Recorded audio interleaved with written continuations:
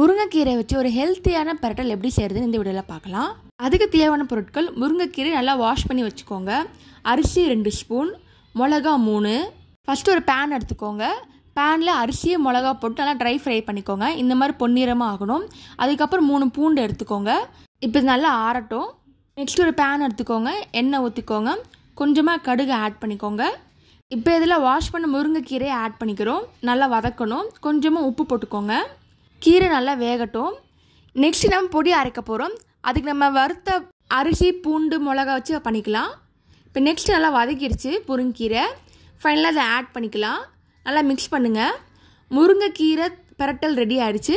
இந்த மாதிரி பண்ணி பாருங்கள், குழந்தைக்கு ரொம்ப பிடிக்கும். இந்த மாதிரி சிம்பிள் ரெசிபி யூடியூப் சேனல் போட்டிருக்கேன், அதையும் மறக்காமல் செக் பண்ணி பாருங்கள். இது மட்டும் இல்லை, ஆட்டுக்கால் பாயா, வெந்தய குழம்பு, நிறைய டிஷ்ஷஸ் பண்ணியிருக்கேன், அதையும் செக் பண்ணி பாருங்கள். சிக்கன், ஃபிஷ், ப்ரான், மில்க் ஷேக்லாம் பண்ணியிருக்கேன், அதையும் செக் பண்ணி பாருங்கள். ஃபுட் vlog வீடியோஸும் போட்டிருக்கேன், அதையும் மறக்காமல் செக் பண்ணி பாருங்கள். தேங்க்ஸ் ஃபார் வாட்சிங். லைக் பண்ணுங்கள், ஷேர் பண்ணுங்கள், சப்ஸ்கிரைப் பண்ணுங்கள்.